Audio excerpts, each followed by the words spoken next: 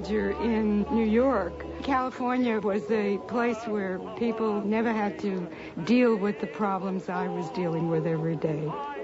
If they wanted food, they'd sit under a palm tree and an orange would fall down into their hands, and if they wanted sunshine, they always had it.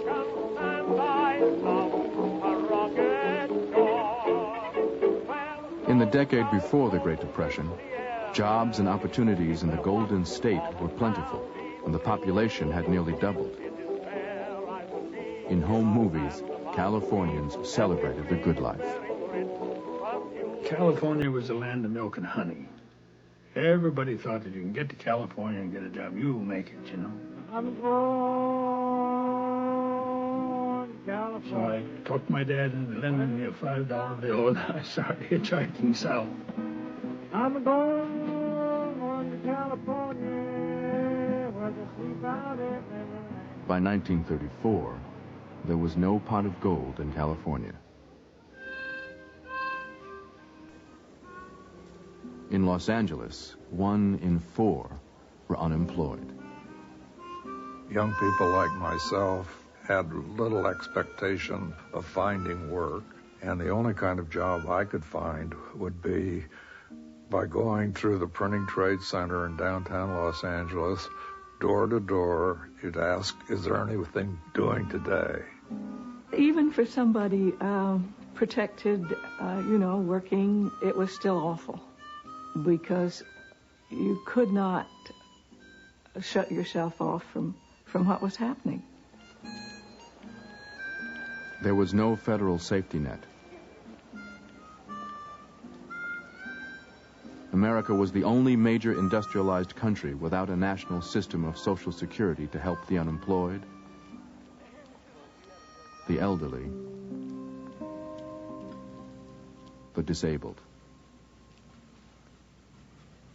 There weren't very many signs of recovery, and California hadn't changed politically very much, despite the fact that Franklin Roosevelt was president, and there was some New Deal legislation that was rolling.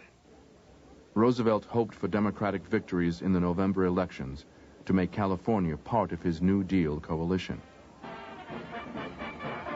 But the Democratic Party in California was weak and divided.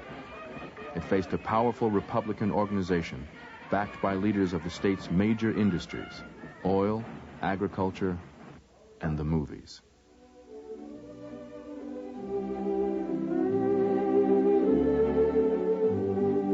Hollywood films made it possible, just for a moment, to forget the hard times outside.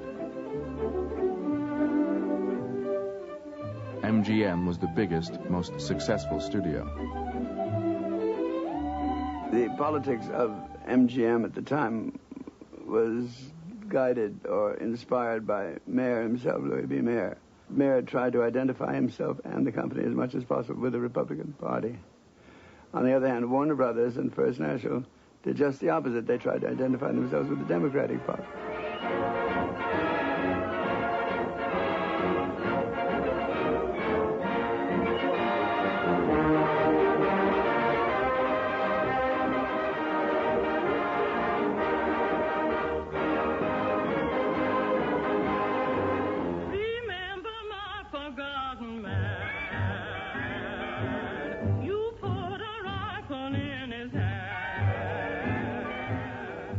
Warner Brothers films combined entertainment with a reality as grim as the streets of Los Angeles. Not far from our church, there was a Hoover town that was built out of old packing crates and the like. We knew what people were going through. I saw class distinctions. I saw racial distinctions. Across the main streets of Los Angeles, one could, as one walked down them, see signs in the windows, no colored persons allowed, we do not cater to blacks. You could not be a person born of Oriental extraction, Chinese, Japanese, Korean, or whatever, and live in California during the 20s and the 30s and know that the laws governing us were not equal. My parents, for example, under the California Alien Land Law, could not own a home. I saw the privileged people getting more privileges, the poor getting poorer. Everywhere you read about the destruction of crops. I remember the story of almost a quarter-mile long pile of oranges as high as your head, and they'd throw gasoline up over it and set fire to it. And that outraged me. That filled me with rage. And it continues to fill me with rage. We were hungry. Then you think, God Almighty, what's the matter? Where's the sense in this circumstance? There is no excuse for poverty in a state as rich as California. We can produce so much food that we have to dump it into our bays. Upton Sinclair was a world-famous writer and socialist. His 1906 novel, The Jungle, exposed unsanitary conditions in the meatpacking industry and led to America's first federal meat inspection law. Sinclair had written 47 books attacking powerful industries and institutions. Hollywood, the press, the church would not forgive nor forget his attacks. When I first came into the socialist movement, we had our wonderful dream that we held of perfect and complete democracy achieved overnight, and that was lovely to talk about. But in the meantime, we had a set of immediate demands. The Socialist Party of America had campaigned for national unemployment and health insurance and old age pensions. Socialists believed capitalism was doomed, and they advocated government takeover of private industry.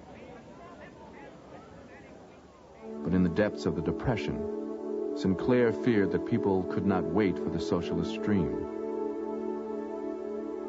With the elections of 1934 coming up, he switched to the Democratic Party. His plan to become governor of California.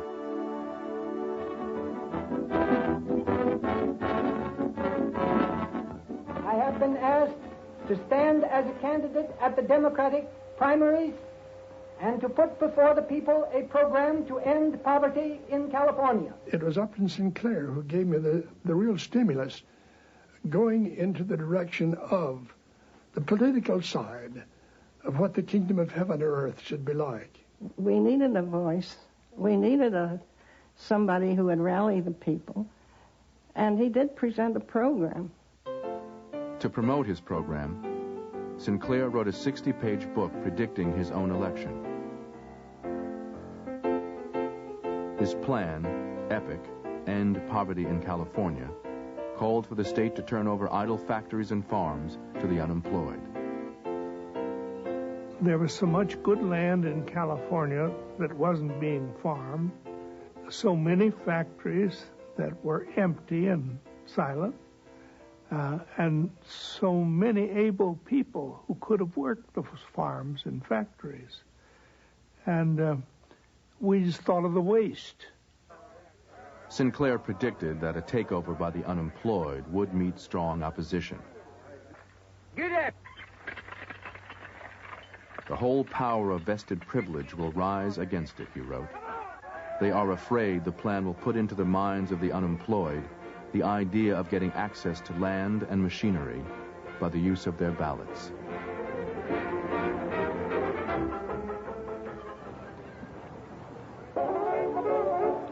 The epic plan was inspired in part by California's cooperatives, communities where the poor and unemployed bartered goods and services.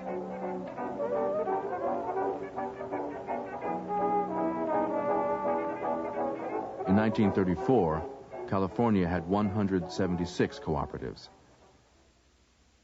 Sinclair proposed a statewide system of cooperatives based on production for use instead of production for profit. He believed it would ultimately put profit-making enterprises out of business. We do not intend what is called subsistence farming. We mean mass production under modern conditions. The land workers are to have the best land and the factory workers the best machinery.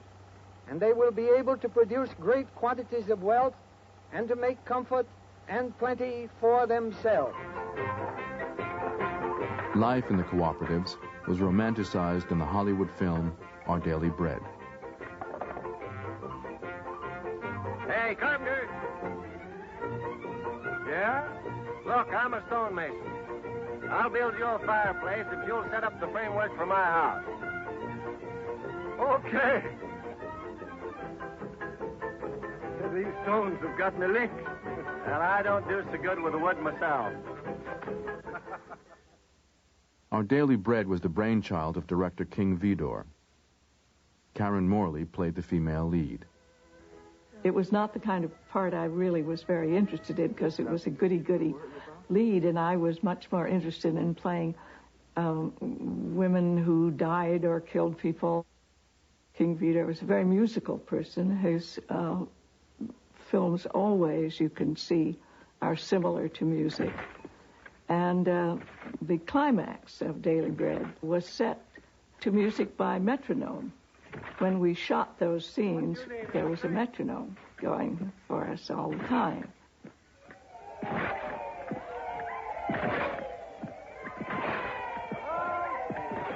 I had no idea what a co-op was, and I didn't know whether it was a good idea or not.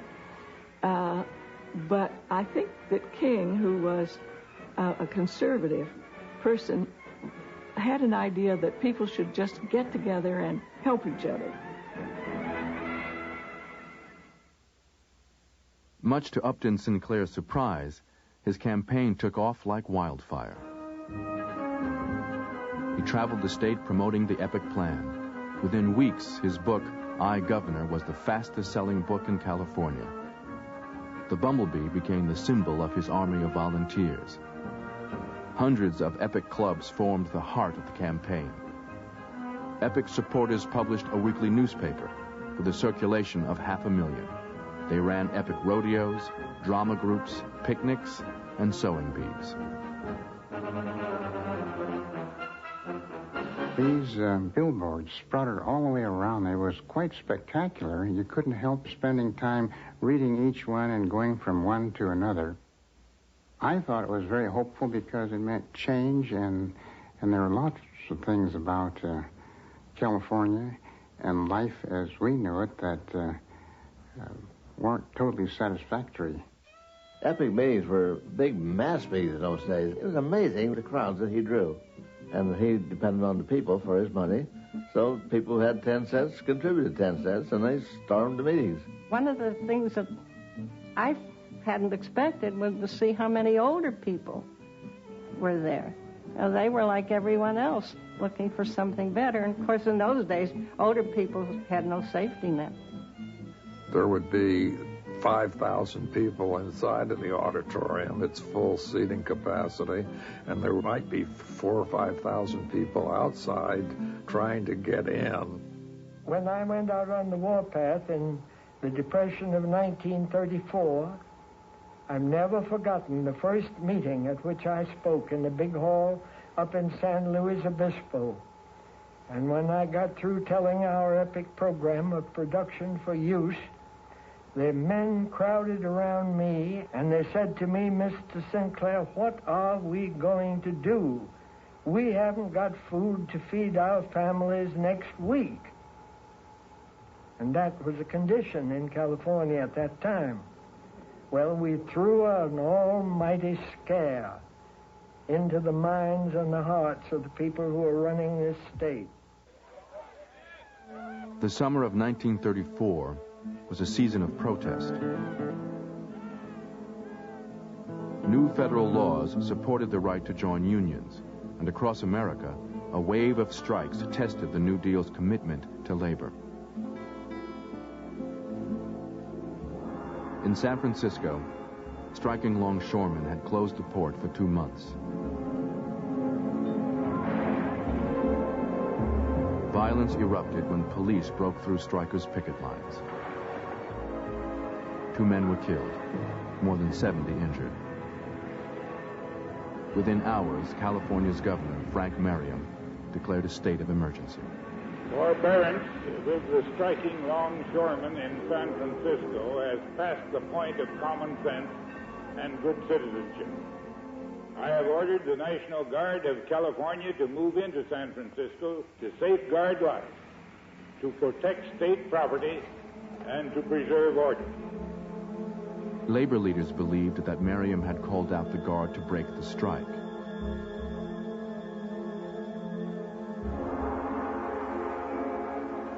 In support of the longshoremen, more than 100,000 union workers walked off their jobs calling for a citywide general strike.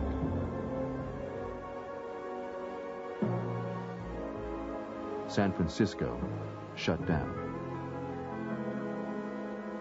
People began to hoard food. The Roosevelt administration was now torn between supporting or condemning the general strike. New Deal Administrator Hugh Johnson spoke for those who felt that labor had gone too far. You are living out here under the stress of a general strike. Now the right of dissatisfied men to strike against a recalcitrant employer is inviolate.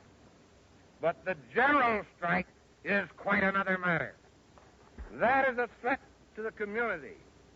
That is a menace to government. That is civil war.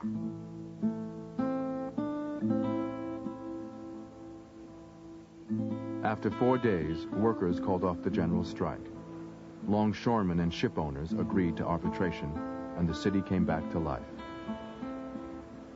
For many, the strike was a warning of the power which the New Deal had placed in the hands of ordinary working people.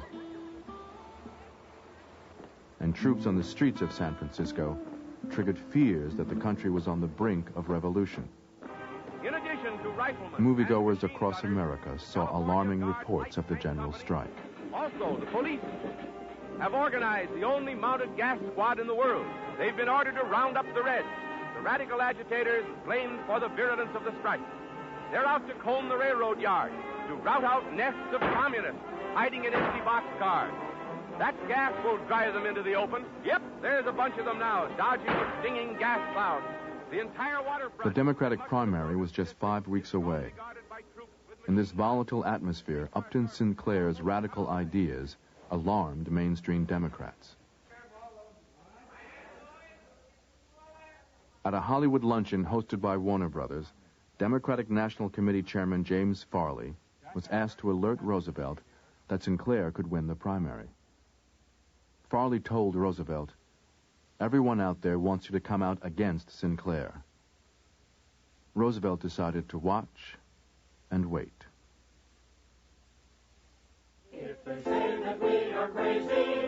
By the end of August, the number of Epic clubs had grown to 1,000.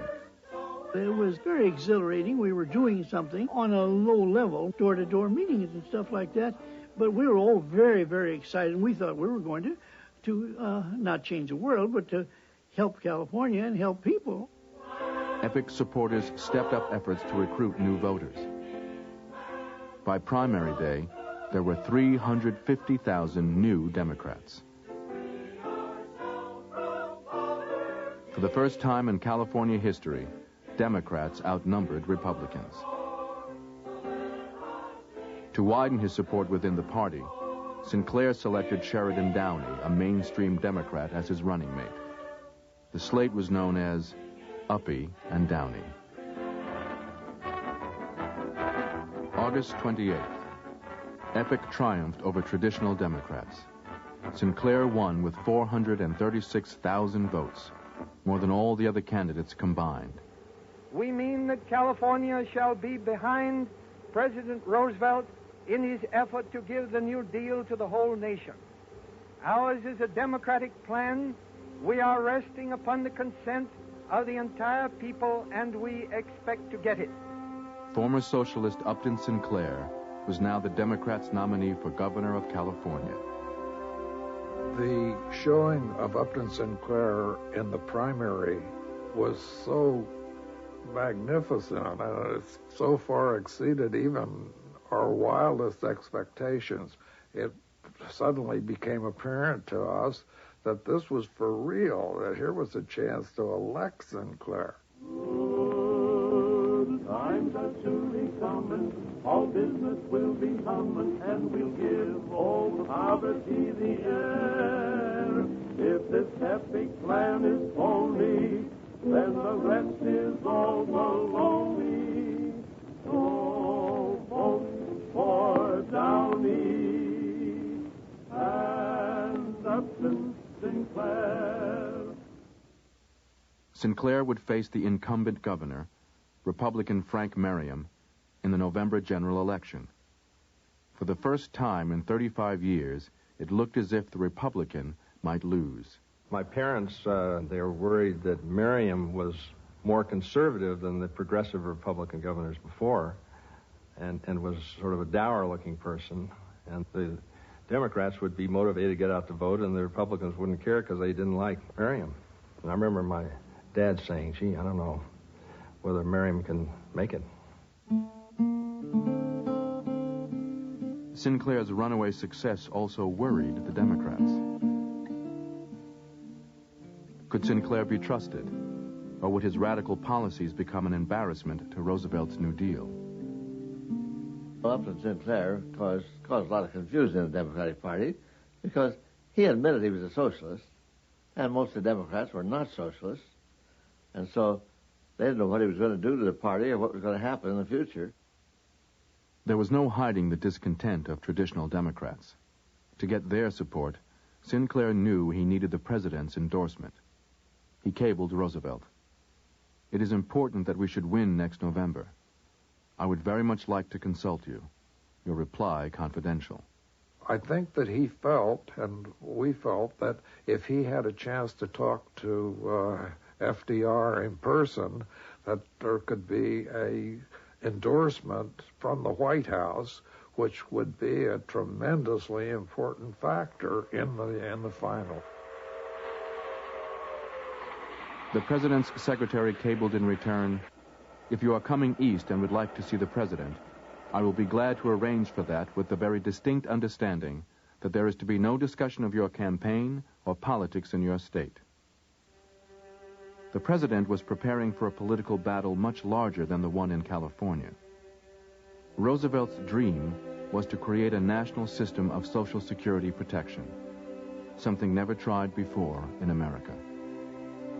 He had asked Secretary of Labor Francis Perkins to draft legislation establishing a permanent federal insurance program for old age, health care, and unemployment. It is of primary importance that we begin to lay the basis in the form of reserves against depression for the paying of regular and steady and fair incomes to the people who may be laid off through no fault of their own in the next depression.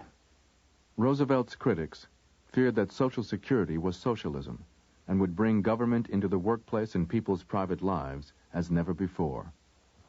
A few timid people who fear progress will try to give you new and strange names for what we are doing. Sometimes they will call it fascism, and sometimes communism, and sometimes regimentation, and sometimes socialism. But in so doing, they are trying to make very complex and theoretical something that is really very simple and very practical. I believe that what we are doing today is a necessary fulfillment of what Americans have always been doing, a fulfillment of old and tested American ideals. Amid this debate, Sinclair's arrival at Roosevelt's family home in Hyde Park was national news. Roosevelt's attitude toward Upton Sinclair's candidacy was obviously mixed because he was the Democratic candidate, and Roosevelt's inclination was to support Democrats whenever he could.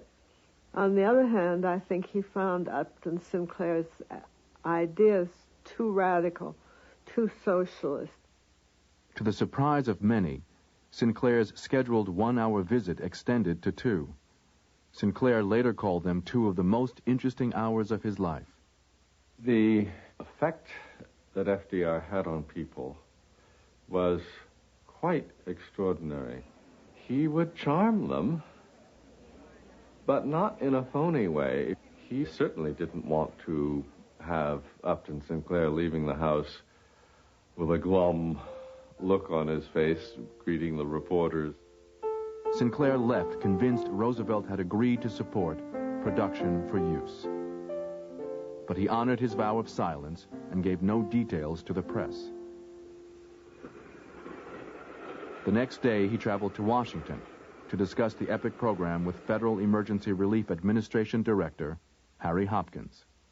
Hopkins actually endorsed Sinclair, which surprised us because it seemed to go beyond his own ideas of what kind of work the unemployed should be doing. It now appeared that Sinclair had both the support of the voters and the attention of the president. In California, the alarm bells began to ring everywhere. People who owned, the bankers and the merchants and manufacturers and all, who were used to a given system, felt threatened. Our main concern was that he was not the caliber of person to handle important state governmental problems. He didn't really know very much about, if he knew anything, about how state government works. He had a program that wouldn't have worked, an agrarian program. We were not ready to go back to a barter system. But a return to the land was capturing people's imaginations. Hollywood grew nervous. All right, men, get in the harness. Let's do some plowing. Studio chiefs blocked Our Daily Bread's release in California, fearing that its glorification of co-ops would aid Epic. Sinclair's plans extended beyond farms and factories to Hollywood itself. He proposed letting unemployed actors and technicians use idle studios to make their own movies. He also planned new taxes on industry and the rich. With only 2 months before the election, California's industrial leaders went on the attack. MGM studio chief Louis B. Mayer joined forces with orange growers C.C. Teague of Sunkist and Harry Chandler, publisher of the Los Angeles Times. For 3 days in September, prominent Republicans met in downtown Los Angeles to raise money to defeat Sinclair. In a first for American politics, they hired an advertising agency and a political consulting firm to direct a major statewide campaign. Our job was to see that Sinclair did not become governor of California. The fact that if he didn't become governor of California, we were stuck with Miriam was just a shame. We made a very careful study to determine just what kind of man Sinclair was. And we thought that some of his observations on things that most people think are the backbone of Americanism, our churches, our schools, they were offensive to the deeply felt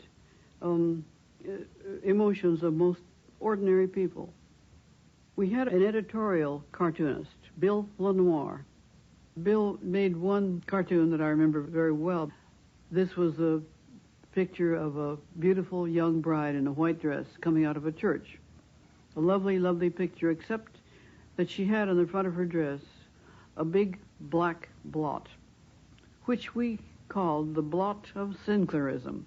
On this blot, we superimposed precisely what Sinclair had said about the institution of marriage. The cartoons attacking Sinclair were distributed free of charge to newspapers throughout the state. The Los Angeles Times launched a campaign of its own, regularly featured in a box on the front page. Well, my job at the Times was editorial researcher, and they sent me to the library to verify these quotes. What is the purpose of the Christian religion? Its aim is to teach America wage slaves to kiss the hand that lashes them. Personally, I am prepared to go as far as the extreme sex radical in the defense of love. They ran under a heading and said Sinclair says this or Sinclair says that, but actually the quotes were statements made by characters in his novels. They weren't Sinclair speaking himself.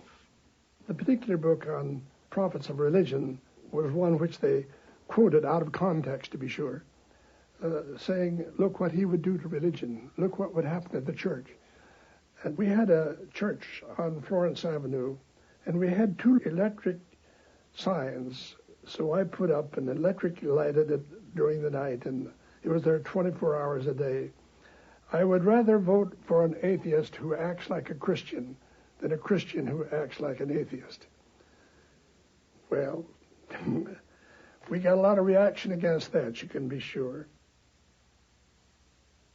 They had billboards over the state denouncing me, and whether it was true or whether it was not true didn't make any difference, provided it was to keep people from voting for the terrible Upton Sinclair. As the election drew closer, even some of Sinclair's own supporters had doubts. My chief interest was simply the notion of production for use. He had other ideas like funny money, some new medium of exchange that were not, from my point of view, feasible.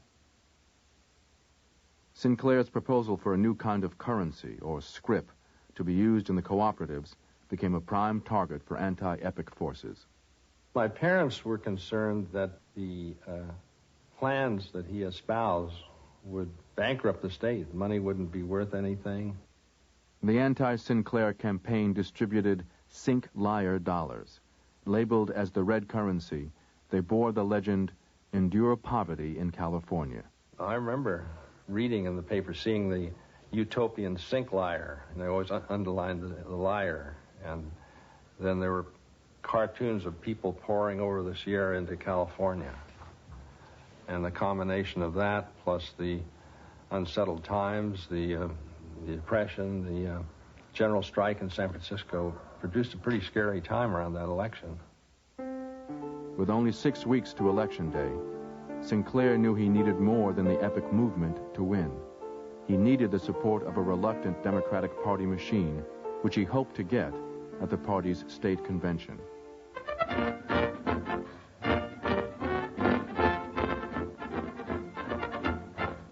The eyes of the nation are on California's capital, where Upton Sinclair and the Democrats of California meet to plan the fall campaign. Epic forces cheered from the balcony. Party regulars were skeptical. I'd always been a Democrat, particularly a Woodrow Wilson Democrat, and Upton Sinclair didn't stack up with that kind of people. So I didn't know what to do. I couldn't get out and support him, even though he was a Democrat. Augustus Hawkins, one of the first African Americans to campaign as a Democrat in California, was running for state assemblyman. Blacks were not attracted to the epic movement as such. Minorities was just beginning to break through many barriers. In those days, we had a terrific time to get a black judge elected, the first one in the state, the first supervisor in the post office, and so forth. They were getting a piece of the action, and they wanted to protect it.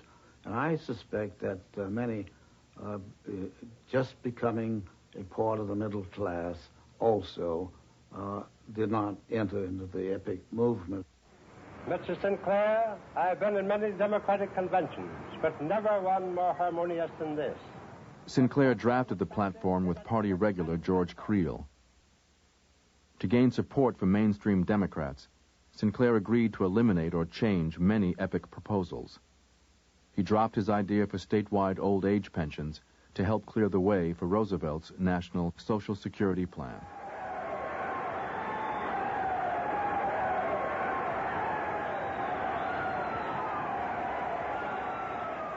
For the moment, it appeared that Sinclair had succeeded in uniting a divided party.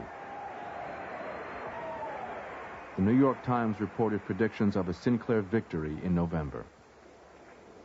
My friends, The harmony which you have seen in this convention today is a symbol of what you are going to see throughout our Golden State.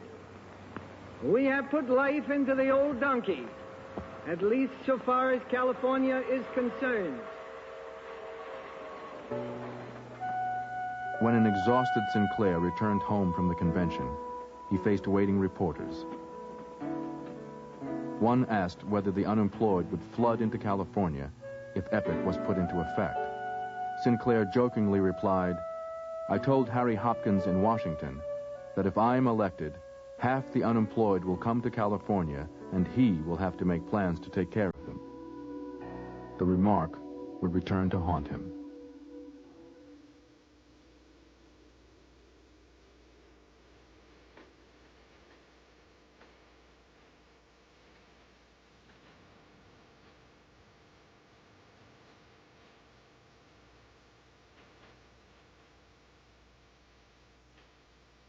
We're at the midst of the Depression. The dean, Kip McMurray, called me into his office, and he pronounced my name correctly. He said, "Belly, I got a job for you." And I said, "What is it?" And he said, "It's being a bum." Well, that took me back a little, but when he told me it was, I think, $300-400 a month, then my spirits were lifted. What it was to go out and ride the rails and report back and say what the hobos were thinking of at that time. I, in no uncertain terms, told the people that were in Washington that the people of America weren't thinking of a revolution. These were ordinary people. These were people who had nothing wrong with them except that they couldn't work because there was no jobs out there and they wanted to work. Go ahead, put me in a cell, lock me up. I'm sick of being hungry and cold.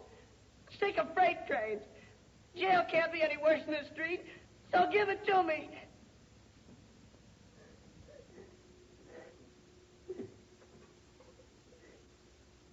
Warner Brothers, in its support of the Roosevelt administration, portrayed a benevolent government as a source of hope. Eddie, I'm going to dismiss your case. You're gonna what? Furthermore, I'm going to help you. I'll phone the personnel manager of the place that gave you that job and see that you go to work. Gee, Judge. I'm going to do my part. Now I want you to do yours. The films that depicted life as I knew it, that showed unemployment or hunger or disability, were less important to me than films that depicted a life I had no idea about. I'm young and healthy, and you've got time. The ones with glamorous, rich, important people, I drank that in. That was life to a young teenager. In the 30s, pictures were glamorous and exciting. It was just a marvelous experience. You'd walk in on the carpet that practically bounced, and have an usher with a little flashlight would lead you down to your seat. And the seat was beautifully upholstered. 3 weeks before the election, moviegoers in California saw these newsreels on the governor's race. Ladies and gentlemen, I am the inquiring cameraman. All day I travel around California, the highways and the byways, the downtown districts, the residence districts, the factory districts, all for the purpose of digging out voters of California to express their views for your edification. Remember? These newsreels would become one of the most controversial elements in the campaign. Face the camera and microphone. If they seem awkward, bear with them. I don't rehearse them. I'm impartial. I thank you. Would you mind telling us who your favorite candidate is for governor? Sinclair. Well, have you made a study of his plan? Yes, I've studied a little bit. Some of them are rather radical, but I think they'll be modified when he gets into office. I see. Well, now, listen. Do you really believe that he can end poverty in California? Well, no, I don't think so, but...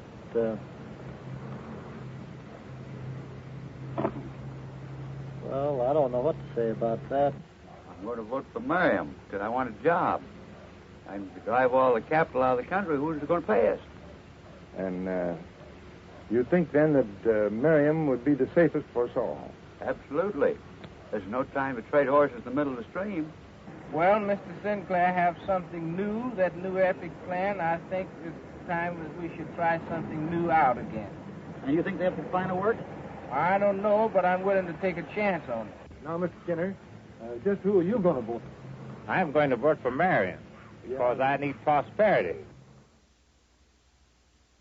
An article in Variety stated that the newsreels were produced as part of the anti-Sinclair campaign.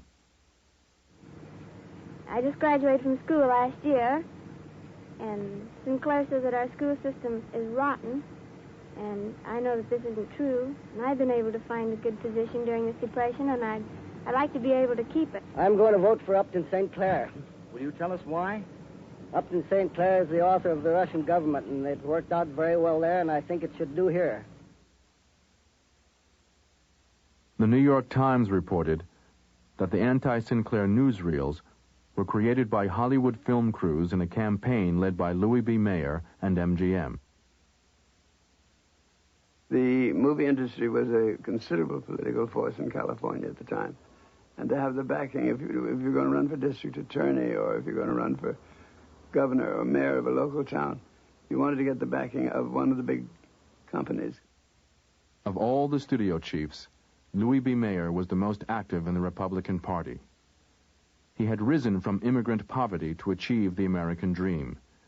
Mayer was a staunch patriot who chose to celebrate his birthday on the 4th of July, marking the event with a parade through the MGM studio lot. MGM films often depicted a world of native-born wealth and sophistication. Joseph? Yes, madam? You can announce dinner in a few moments. Yes, madam. To my parents, the movies were an essential part of becoming more like Americans were supposed to be.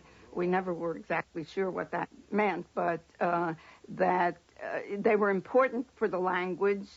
They were important for customs, for the way you dressed, the way you moved, when you said thank you, when you sat down, when you stood up, what kind of relationships between classes were indicated, even though we knew they were all fake and that they really had nothing to do with our real lives.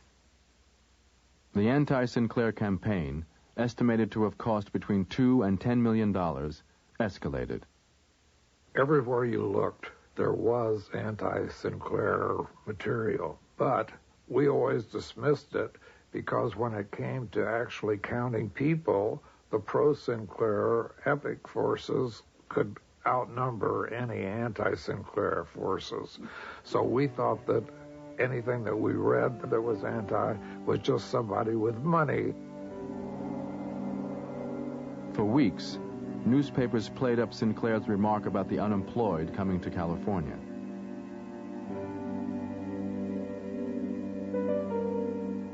Ladies and gentlemen, your inquiring cameraman decided to look into this much-discussed situation of the unemployed of the United States flocking to California. We went to this movie and sitting there in the regular seats in the audience, and they ran the newsreel. And then, lo and behold, came this segment showing bums getting off of the freight trains in the freight yards in California, and someone asking what they were doing. Your inquiring cameraman interviewed 30 stated that they were on their way to California to spend the winter and to remain there permanently if the epic plan went into effect. And saying that they were coming there because of Upton Sinclair's campaign, well, that enraged me. So I got up in the middle of the performance. It was dark, of course, and I yelled, "I like my movies without propaganda." I would do it again, though, because it was propaganda and it had no place in a newsreel. As the campaign against Sinclair intensified, Epic supporters believed that a word from FDR could still secure victory. Sinclair wired Roosevelt, reminding him of his promise to mention the Epic plan in his next fireside chat. We were all glued to our radio sets to hear this and ready to pounce on whatever phrases we could find that would say something favorable about a concept of production for use. And therefore, the private charities ought, as a matter of good citizenship... We listened and listened and listened, current level. And we never found the phrase, we never found the endorsement, and the people supporting the Epic campaign, like myself, were very disappointed. 10 days before the election, a Literary Digest poll reported Sinclair trailing Merriam. 5 days later, California Democrat J.F.T. O'Connor visited Sinclair on the president's behalf. He tried to persuade Sinclair to resign in favor of Raymond Haight, a third-party candidate, in the hope that their combined votes would defeat Merriam. Sinclair refused. The next day, O'Connor met with Merriam. They made a deal. California Democrats would support the Republican candidate. In return, Merriam would claim a bipartisan victory and announce his support for the New Deal. If they say that we are crazy, so was Jefferson. If they say that we are dreamers... Sinclair's grassroots organization remained strong. The circulation of the weekly Epic News climbed to 2 million. National magazines ran favorable stories on the Epic movement. Sinclair, in a fighting mood, appeared on the cover of Time. He made daily radio broadcasts. On November 2nd, Sinclair told listeners, "The issue of the campaign is, can they fool you with their lies and get you to vote in their interest instead of your own? It's up to you." Upton Sinclair himself was a pillar of strength during the campaign. In every public appearance, he seemed to be unflappable. He had good humor. He had answers that were to the point. He was on top of the situation. The thing that stayed with me was almost visionary. This little man seemed like a sort of an avenging angel. You felt like somebody was speaking to your circumstance. And very few people were in those days. For me, there was never a low point in the campaign. I was on a high the whole time, and everybody who I knew was on a high. And we were convinced we were going to win. Shout and sing it, every man. Let's get this. Name, please. Still Franklin D. It's all right. While the president voted in Hyde Park, New York, voters went to the polls in all 48 states. Midterm elections for Congress, for the Senate, for governor were considered critical for Roosevelt and for the future of the New Deal. We were very nervous that we might lose our majority, though it seems ridiculous to think so now, but we were unaware, really, of the extent to which the New Deal had seized the imagination and hopes of the people. How are they voting? Well, we've had more than 1/3 already volunteer registration. Is that so? Well, that means that people are taking our advice.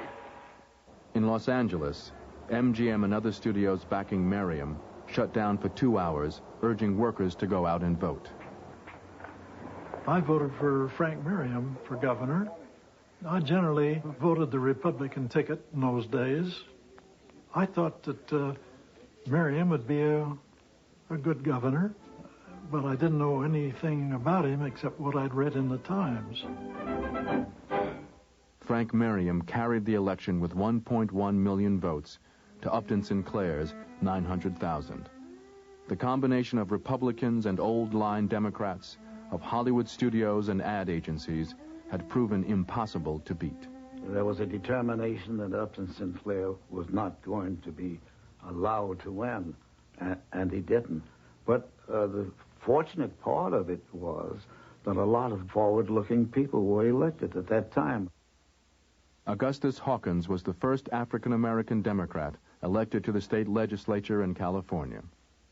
Out of the some 80 members of the state legislature, we had these 27 epic legislators, mostly people who had never been in politics before. So there was an infusion of new people into the political scene and, of course, and into the Democratic Party.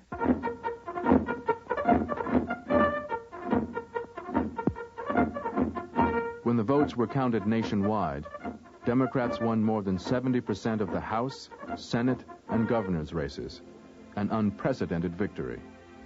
Roosevelt now had the popular mandate to move ahead with New Deal reforms. High on the list was Social Security.